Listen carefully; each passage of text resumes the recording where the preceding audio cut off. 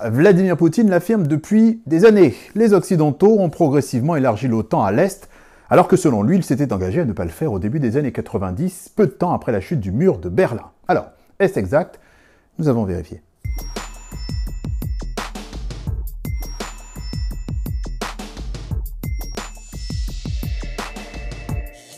Vladimir Poutine a publiquement évoqué le sujet il y a quelques mois. Pas un pouce vers l'Est, nous ont-ils dit dans les années 90. 5 vagues d'expansion de l'OTAN, déjà maintenant. Et cette référence au pouce, on la retrouve dans une discussion datant du 9 février 1990, une discussion consignée dans un mémorandum archivé par les États-Unis. À l'époque, James Baker, le chef de la diplomatie états-unienne, s'adressait ainsi à Mikhail Gorbatchev, alors président de l'URSS. Si nous maintenons une présence dans une Allemagne qui fait partie de l'OTAN, il n'y aura pas d'extension de la juridiction de l'OTAN pour les forces de l'OTAN d'un pouce à l'Est. Mais cette phrase vaut-elle un engagement ferme? Aucune promesse, même tacite, a été faite. Il y a eu des possibilités qui ont été évoquées lors des débats concernant la réunification de l'Allemagne. Il s'agit de discussions orales. C'est le but même d'une négociation. Dans ce cadre-là, les positions peuvent évoluer.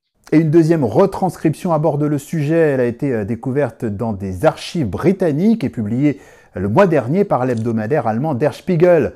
Elle concerne des pourparlers diplomatiques qui se sont tenus le 6 mars 1991 et qui préparaient un traité concernant la réunification de l'Allemagne. Le verbatim confirme qu'il y est encore question d'un éventuel élargissement de l'OTAN, avec en prime une indication géographique plus précise. Dans ce document, c'est le représentant allemand qui déclare « Nous avons clairement indiqué que nous n'étendrions pas l'OTAN au-delà de l'Elbe ».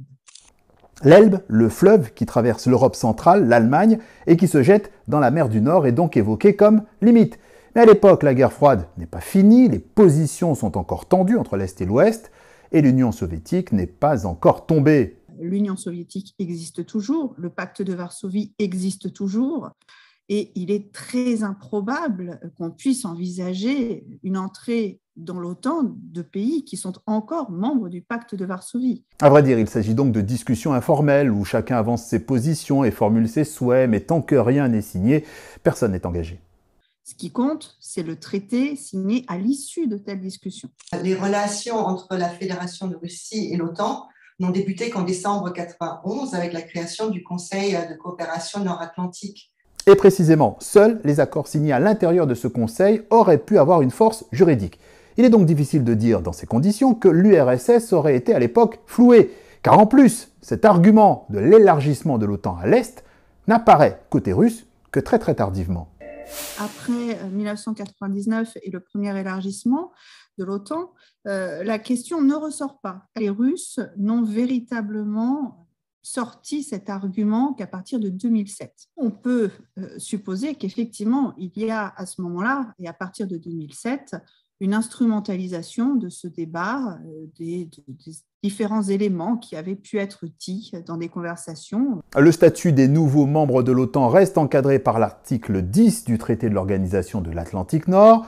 Pour l'heure, la demande d'adhésion de l'Ukraine à l'OTAN est encore en suspens.